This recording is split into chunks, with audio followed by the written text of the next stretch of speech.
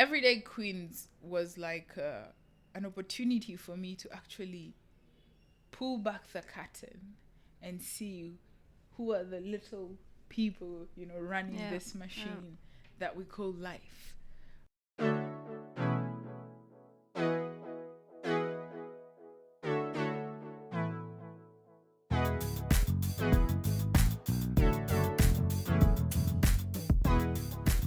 Okay, hello.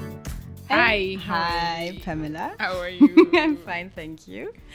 Yeah, hello and welcome to our next edition of the GZK Podcast. Thank you. You're welcome. Mm-hmm. And with this format, we want to keep our audience close to the execution, planning, and organization of cultural projects and activities we are co-funding. Mm-hmm. And every month we release the GZK podcast and have conversations with different artists we are meeting. Mm-hmm. My name is Zina Weber. I am the cultural coordinator of Goethe-Zentrum Kampala, and our guest today, you already heard a bit, is Pamela Enyonu from Kampala, the mixed media artist we have a pretty tight cooperation with since 2019 when the FAVT, the Future Africa Visions in Time exhibition was launched, and I'm very happy that we have this conversation with you today. Thank you so much for inviting me, as you've had. I'm Pamela, a mixed media artist, and excited to be here. Yeah. So, Pamela, you have started practicing art professionally in 2017? Yes. That's right.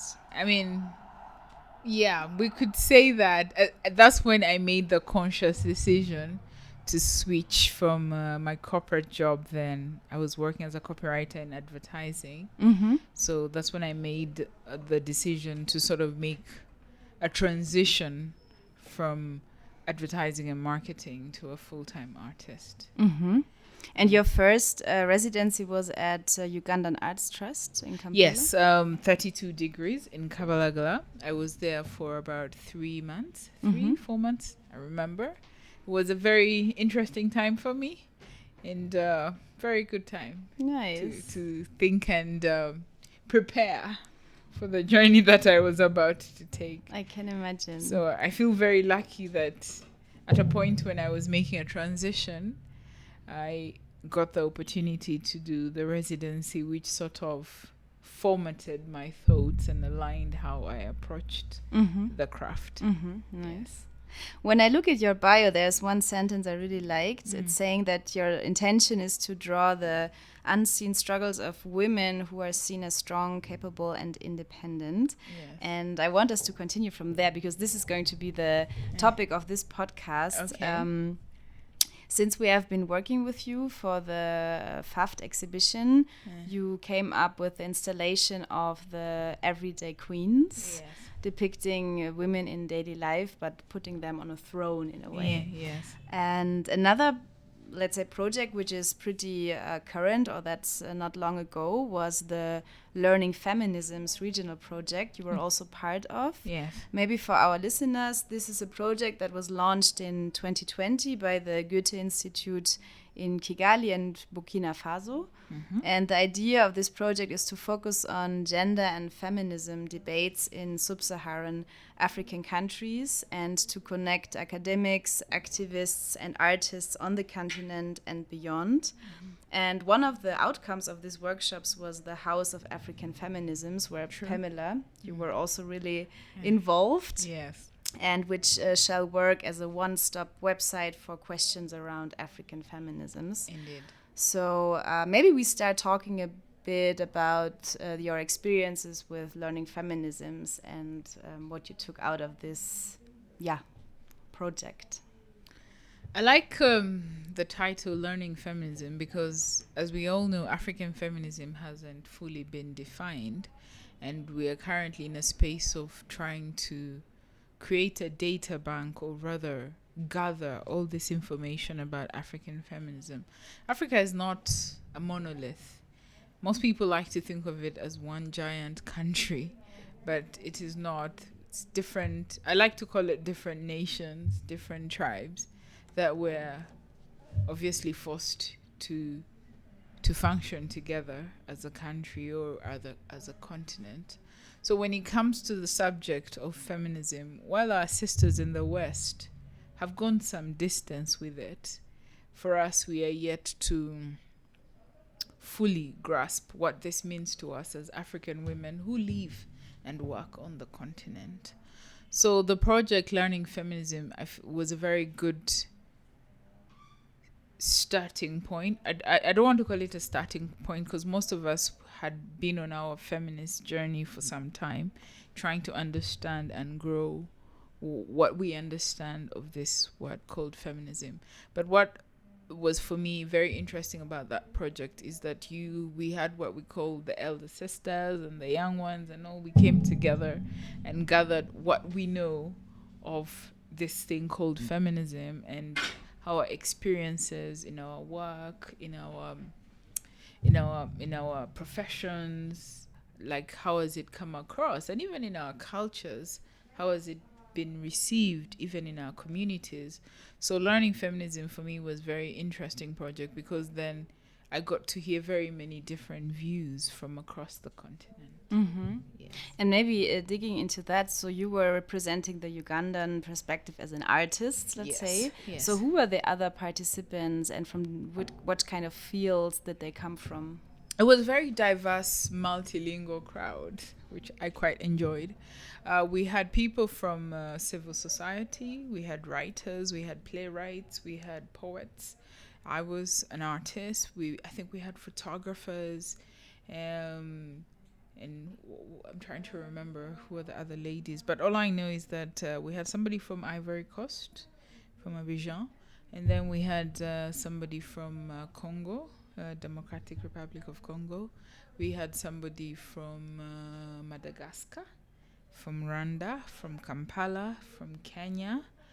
Did I forget someone? From Burkina Faso, obviously. Yes. And then there were representatives from the Goethe-Zentrum Center, both in from the Goethe Institute. In Rwanda and in Ouagadougou. Yes. Nice. Okay. I mean, that's really a broad range of different nationalities, different people in different fields. Exactly. Was it even possible to find a common sense sometimes? I mean, it must have been very diverse also in the discussions, I think.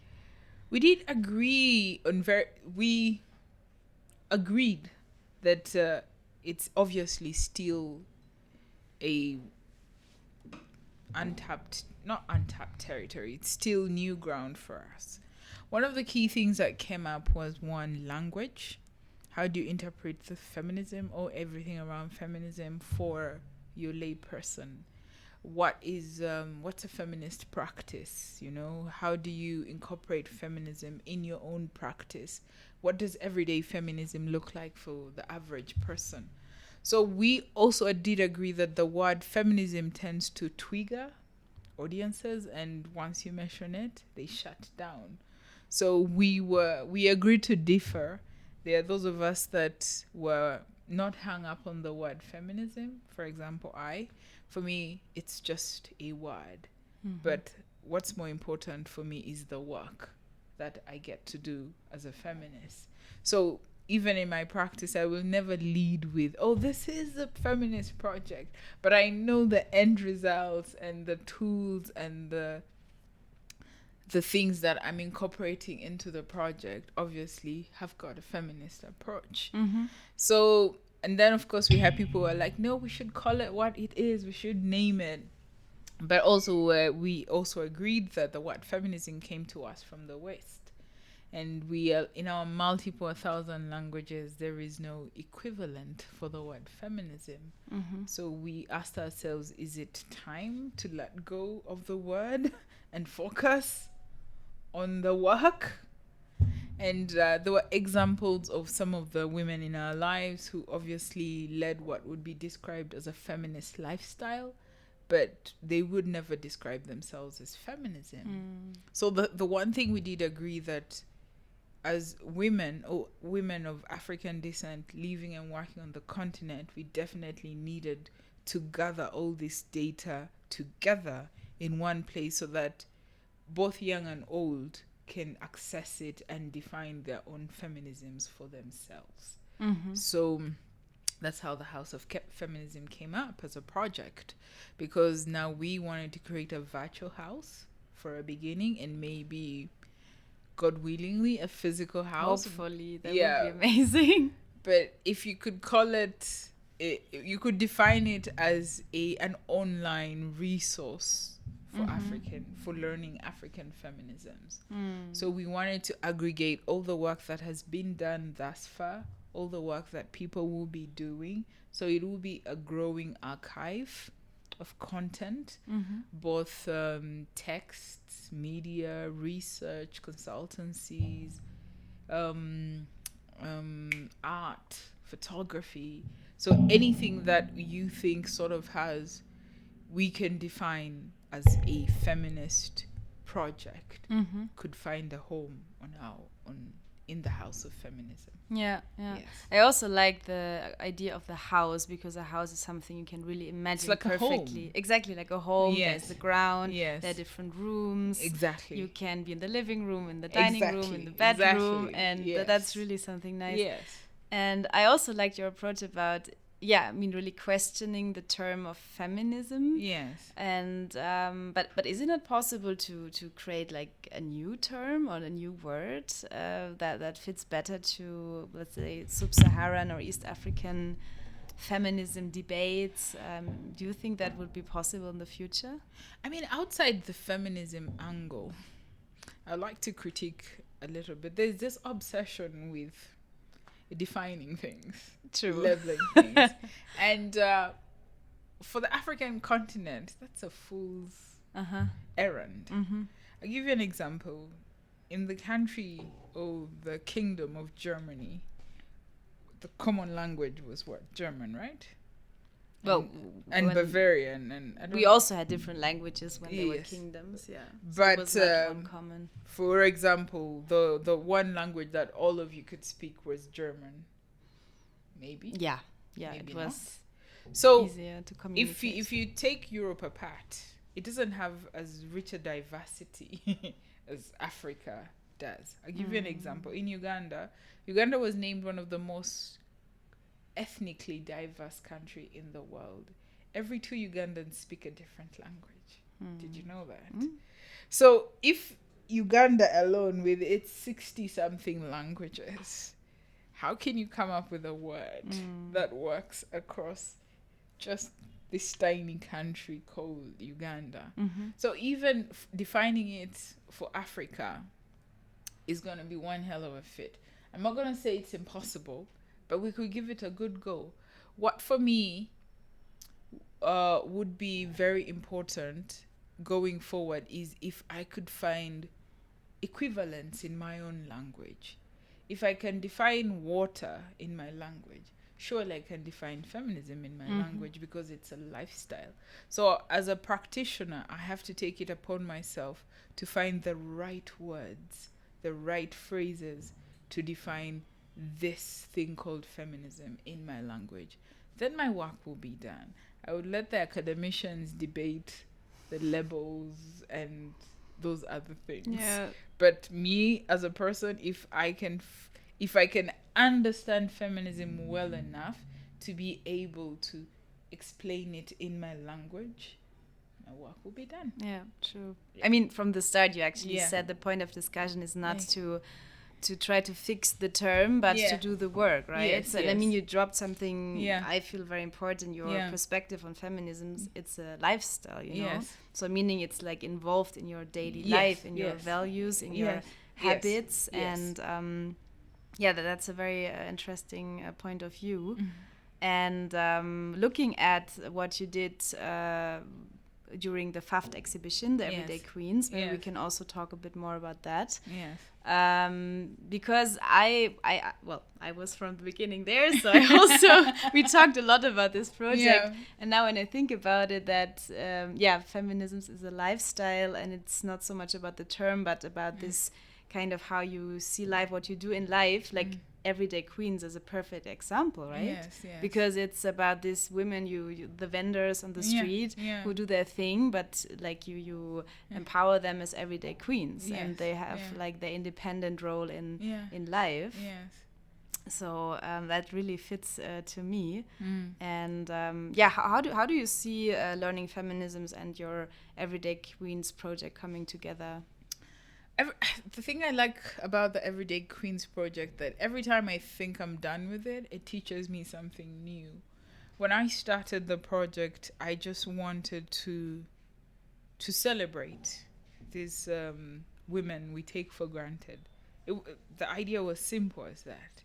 Identify people that I find invaluable to my existence and the existence of others, but we take them for granted, and somehow show them that I see them. Because as we all know, to be seen, to be recognized, to be appreciated is very important. Now, especially when you do a job that's considered lowly, it's very easy for you to disappear and become invisible. Like, you don't notice the tea girl until the tea is lit. You don't notice your floor is dirty. You don't notice the cleaner until your floor is dirty. Like, until you need them, that's when you notice, and you're like, hey, where is this person? And it's very easy to go through life like that, bypassing these people and just absolutely not batting an eyelash about their existence until they're not there. So when I was meditating on this, I was like, it led me down a path of what are our value systems, who are the people we consider valuable in our lives, and why do we consider them valuable? Is it because they give us money, or is it because they take care of us? Like, what do we? So it was like going down this rabbit hole, and obviously it led me to hierarchies and how they came about and how we started to solidify these hierarchies. And one of the things that really jumped out at me was the world's current hierarchy is literally based off some old English law that put God, the queen, the king, the queen, and down until women, the servants and servants and devils and things like that. But it also led me through different components. One of them was female leadership, black female leadership, and what the future of female leadership looks like. And one of the things that came up in the research is, because the world is based on patriarchal norms, we tend to bypass female leaders because they're not as aggressive and manly as men, because that's what we consider a leader. That's what we've been told is a leader. The more masculine leadership is packaged, the more acceptable for us. So when you find a woman who obviously does not subscribe to a masculine style of leadership, then we consider her weak, and you find that most female leaders are nurturing. The differences that I found in my research is male leadership is considered result oriented. They don't care which people they step on, who you have to run over to get there. While female leadership is much more nurturing. They want to make sure that everybody in the chain is taken care of and is working to their fullest potential. And over time, they have discovered that kind of service style of leadership is much more effective than this dictatorship style of leadership. So it also got me back to the whole, we like to say service is leadership or leadership is service. But then if you look at our leaders and how they're supposedly serving us, are we happy with that kind of service? And a good example is Trump. Trump lied. But because he said, I will serve, there's a difference between saying what you will do and actually doing the thing. But because he presented himself as a macho man, as a person who doesn't care about your feelings, who'll step over you to get to somewhere, he attracted a certain crowd who sort of subscribed to that narrative.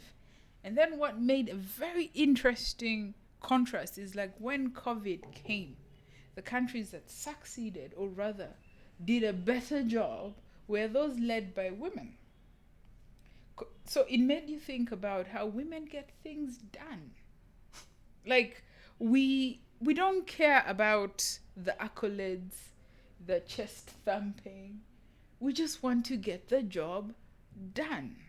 So it was a very interesting time for me. So in relation to the project that I was doing, you find that at the bottom of every pyramid, there's a woman, or there are more women. There were more women in the garden, more women in factories, more women doing all these jobs that literally keep us alive. But because they are not making $1 billion, or they're contributing tiny amounts to these giant amounts, we don't see that value. And I was telling somebody that the fact that as a man you go out to work, there's a woman who has stayed behind to take care of your children, to wash your shirt, to clean your house, to contribute moral support, to put aside her ambitions and her desires for you to go out and supposedly contribute to the GDP. So it's what we call a theory of invisible labor. Mm-hmm. And I know the people in the West are currently demanding for women to get paid for childcare and all these supposed domestic, the unseen labor that apparently does not contribute to GDP. Mm-hmm. So it's an illusion that the labor of women is not as important. Mm-hmm. And then when you come back to everyday queens, in my experience, they literally have continued the practice of the cave women in building civilizations. The cave women stayed, planted gardens, made a home, and this attracted other communities, and civilizations came about. The caveman went off to expend his testosterone and go to war and died there, while the cave woman stayed. In a contemporary term,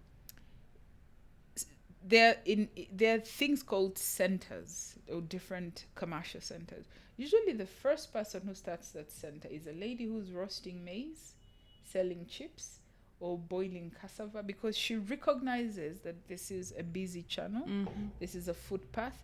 So she roasts maize today, tomorrow someone else comes and joins her.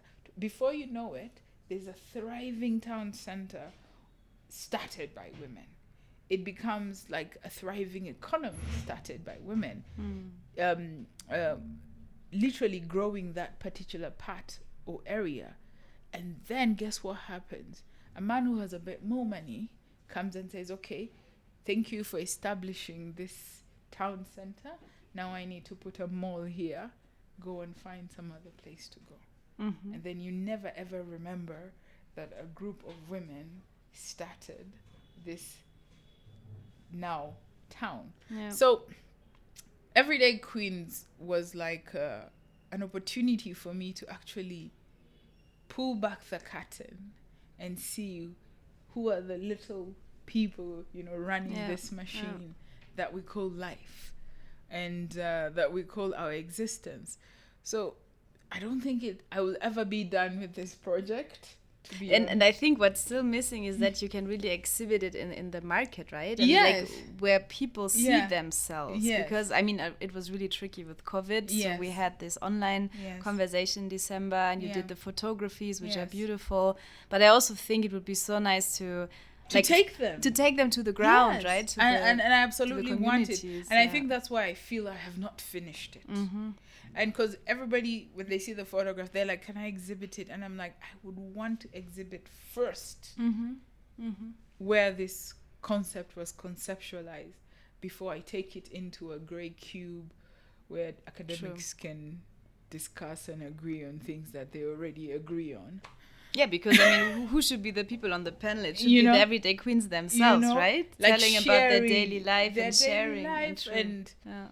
So while I don't think it started out as a deliberately feminist project, but I guess like most of my projects, I begin to see the feminism in it. And that's why for me, I'm a little obsessed with everyday feminism. I'm not a fan of the academic style of feminism, of being invited to all these conferences and being an expert. I don't think you can be an expert on this thing. No, it's evolving, developing. It's also changing within the societies and the communities you are in.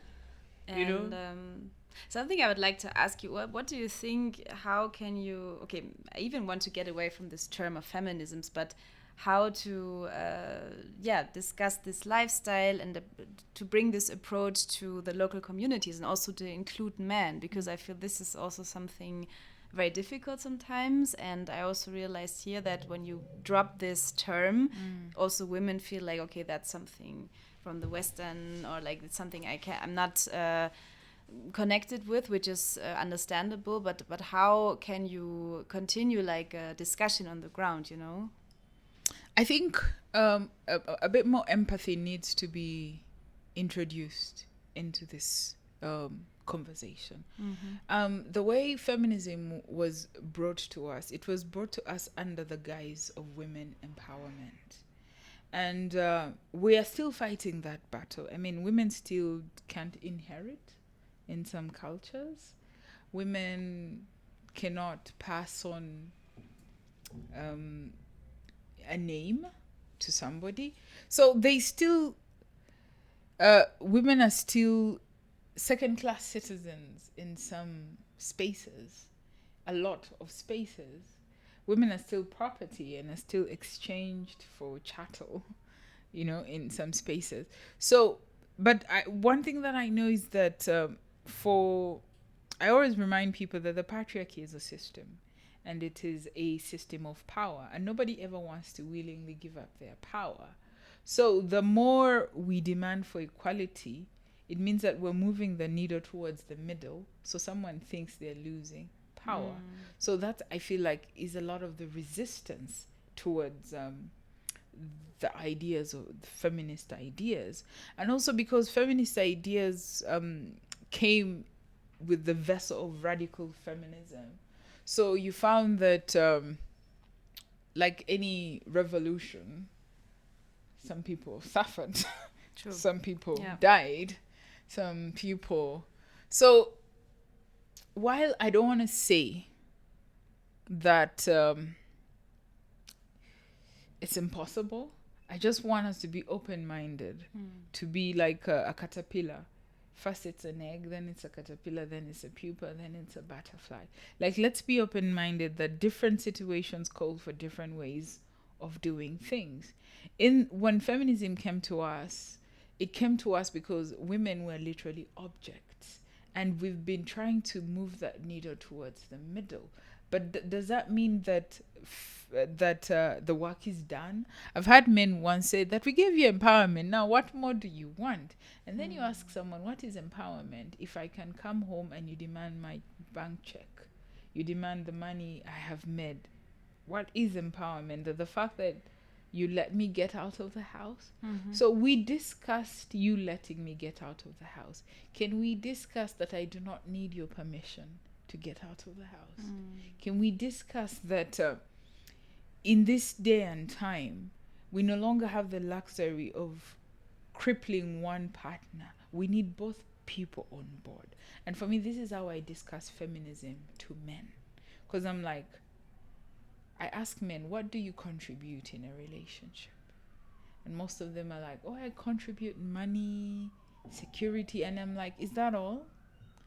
He's like, no, I bring love, I bring friendship, I bring moral support, I bring myself to this relationship. Then I'm like, why do you reduce yourself to being a glorified ATM?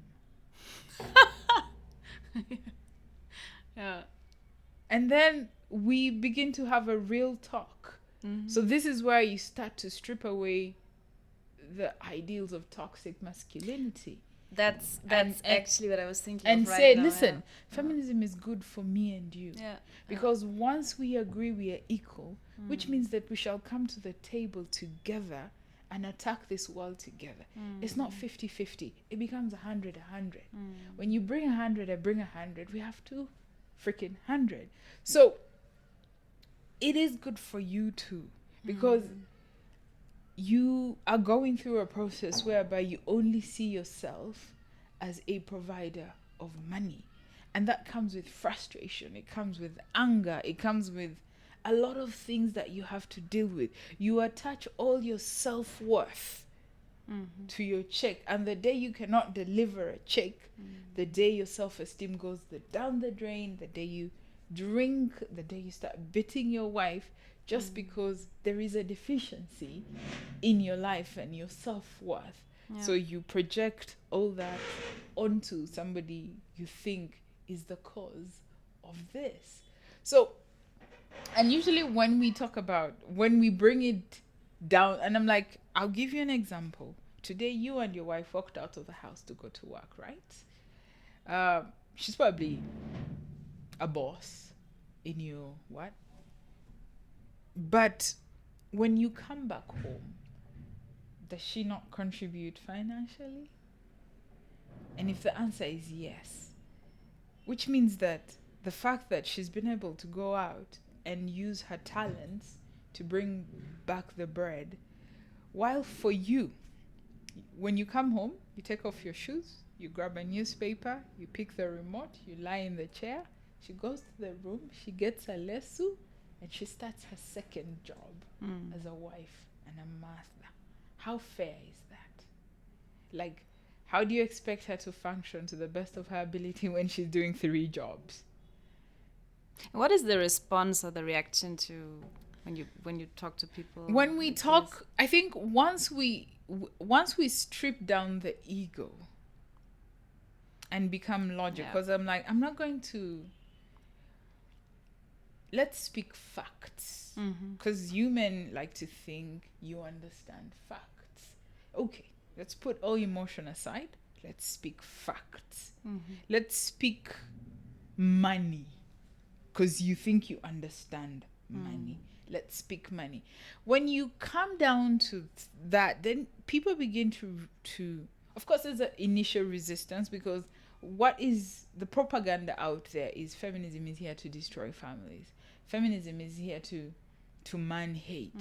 And I'm like, true feminists are too busy to hate anybody, because there are structural wars to actually fight. Like, there's things to do for me to spend a large amount of my energy hating you because of your gender. Something you also had no choice over. So when we start to strip away some of these trims and trills and getting down to the meat of the matter, then people start to think. But I also have to say that while we worked hard as a community, or rather as a people and a society, to empower the woman, we forgot the boy child. Because now we raise boys to think they are little kings and princes in their house. And then they meet this empowered girl, and all of a sudden they're confused. They're like, how am I supposed to deal with this? Like, I expected my food. I expected to be served. I expected to be, why is that not happening? And this lady's looking at you like you're crazy. So yeah, but that's also what you said, when it comes to feminisms, you have to include the man. So yes, girl child, you have to include the boy child. And so it has to be deliberate. Yeah. And I like that parents of my age are actually very, very deliberate about it.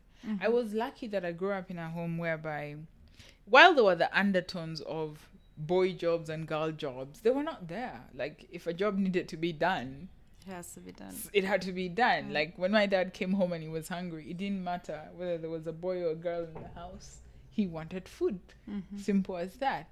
Obviously, he was still the man in the house, but I never got told that you do that because you're a girl or you do that because you're a boy.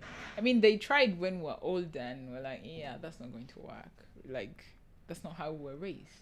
So as adults, you're not all of a sudden going to start saying, oh yeah, now you have to do this as a girl or as a woman, or like that ship has already sailed. I am a person who believes in efficiency, so let the best talent get on it. Yeah. And get it done, because we're all gifted differently. So when we have such conversations, obviously it's still a work in progress. There's still a lot of resistance, and the of course the movement has been hijacked by misandry, but again, but it's moving. It's moving, and I'm not too worried about vibrant it. Because the truth is that every army needs every type of soldier. So the thing is that because as women, they've only given us two emotions to subscribe to.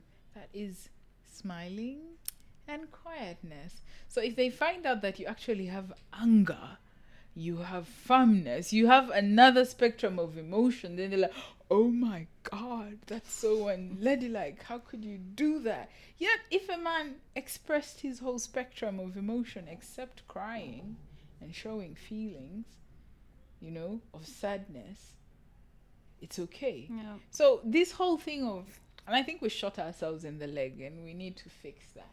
Of like, this is ladylike behavior, this is masculine-like. Now we have to untangle that. Yeah. Because if you've told me all my life that I'm supposed to roar like a lion, then all of a sudden you're like, but you can be a bit of a pussycat. Be nice and pettable. Obviously, I'll be like, are you crazy? Yeah. For 35 years of my life, this is what I've known. So that's why I'm like, the work is for everybody involved. Those days I would get so agitated, be in arguments for argument's sake. But nowadays, I'm a bit more discerning in who deserves my emotional energy concerning this subject. That's very healthy, yeah. Or not. Yeah. Because there are people who just want to argue. The man who says, oh, even men are raped, even men are beaten.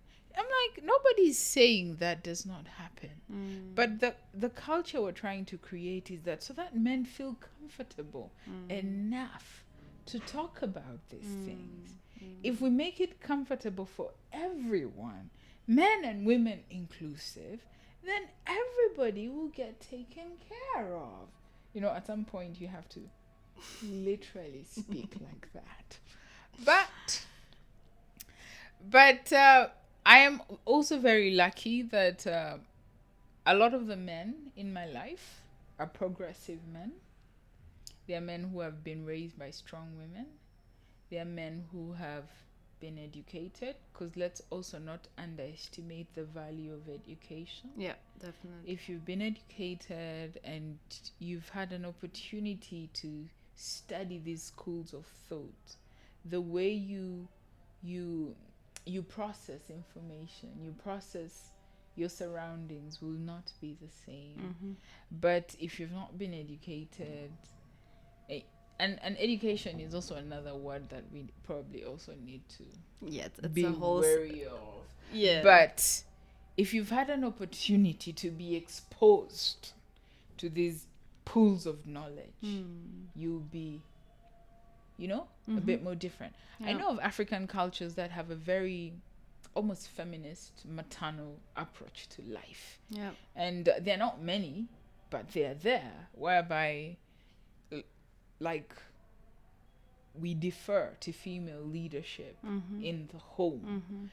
Of course, they are the minority, but I also understand that as an African woman growing up, like the stages of strength of a woman literally differ with her age. As a young girl, she's almost vulnerable to anyone. As a young adult, she starts to get into her power. By the time she's 50, 60, she's a force to reckon with. And when I understand that, also coming from a social level, you understand that as a young girl, you belong to your parents. As a young woman, you belong to your husband. But when you give children, when your children become adults, you belong to no one. You belong to yourself. So all of a sudden, the threats of being chased out of your house, or a guy marrying a second or third wife, they cease to matter, because you've done your job. You've mothered, you've raised. Now it's time to take care of you. And usually the power dynamics in a home change so suddenly. True. Because as a mother who has raised children, it means that I have more control over them. It means that their resources will come to me first. So depending on what kind of husband you are, by the time you're muzee, if you are not a good husband and a good father to your children, you literally have nothing to your name, because the children all will defer to their mother. And that's how I speak to men. And I'm like, the kind of man you are to your wife and children will determine the kind of old age you will have. Yeah. Because as soon as a woman recognizes her power and drops the chains of your bonds, they say hell has no fury like a woman scorned. I know of terrible stories where men are literally living like pets and destitutes in their own homes because of their prior behavior to their women. Threatened her all her life, beat her all her life, like made her life a living hell. And then when she's an adult and she's into her power, and then all of a sudden you're like, oh my God, these women, they're misbehaving. And I'm like, there's cause and consequences, my dear. If you plant love, you get love. If you plant hate, you get hate. Like, how do you, don't suddenly get amnesia when accountability comes into play. And that's where, of course, conversations get a bit tricky, because the patriarch as a system made sure that women were subjugated for a very long time. So you had the help of other men, your grandfather, your uncle, your what, and they will all come to end this. So, yeah, I think I rambled. But to conclude, yes, please, on this topic. What was the topic? I have forgotten. But to conclude, life is a journey. And should you choose to share it with a woman, be a much better man. Rise up to the standard of women. Because women, we are raised with very high standards.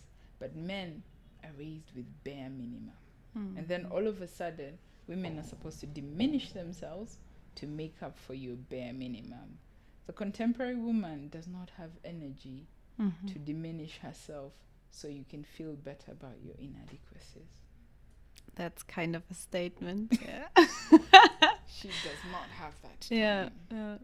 And I guess the lack of that time is what makes guys like, oh my God, they don't care about us anymore. They don't have time for us. Yeah.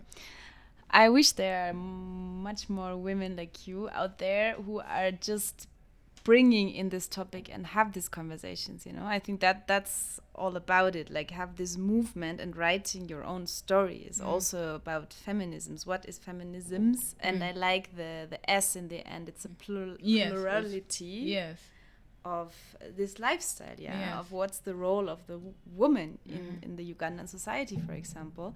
So that's what I also love about the Learning Feminisms project, and and that you're one of this kind who's like really pushing the conversation all the time. And with that, we also get insights, what is really going on the ground here, right?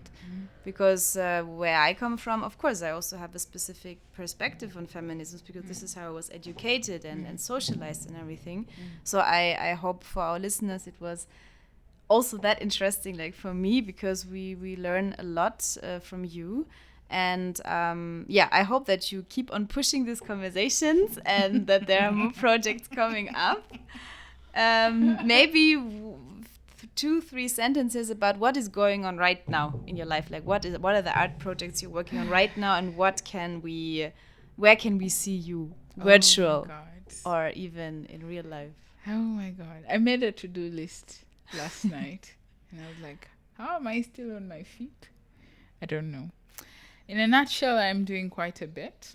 I've got about 3 projects that I'm sort of multitasking on this year.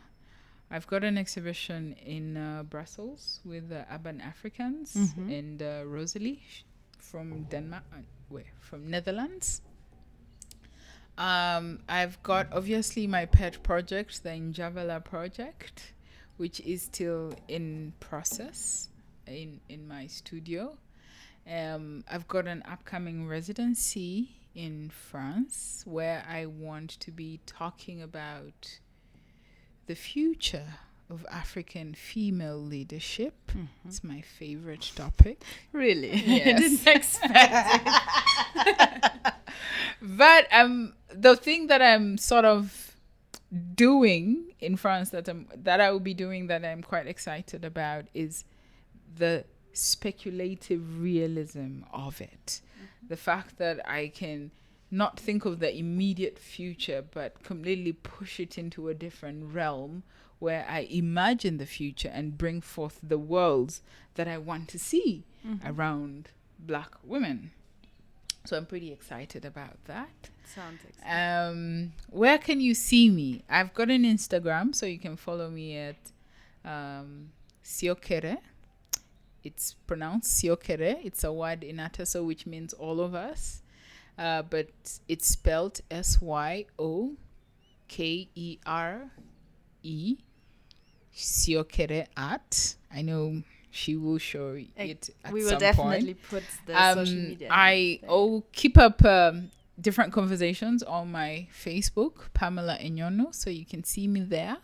But if you're really, really keen, I'm also open to studio visits for people of about 5. No more, no less.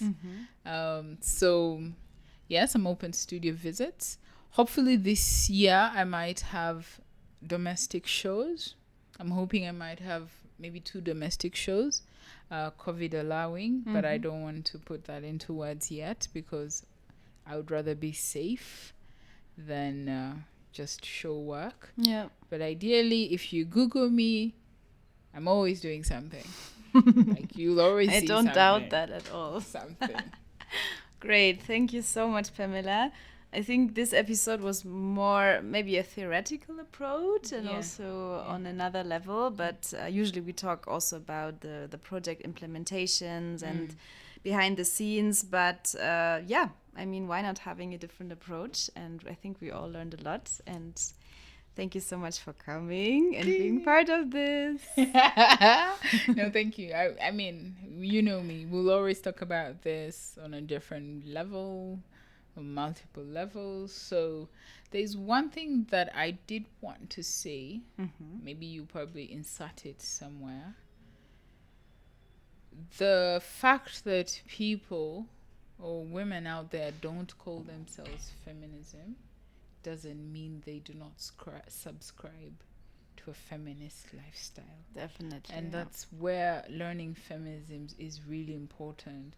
It will help us name what kind of practices are being carried out that seem to subscribe to this diverse conversations of feminism. Yeah. And feminism also has very many branches. Like, if you ever take the time to even Google schools of feminism, you will come up with social liberal feminists, radical feminism, a communistic style of feminism. Recently, I know there is also an Islam type of feminism. And it's always exciting. For me, what excites me, I don't even care how many schools there are. What I care about that a woman somewhere decides that this is the school of feminism I am subscribing to. Yeah. For me, already that's power. Yeah. Because the reason we have feminism, or we want feminism in our life, is to have choice and exercise that choice. That's it. Thank you.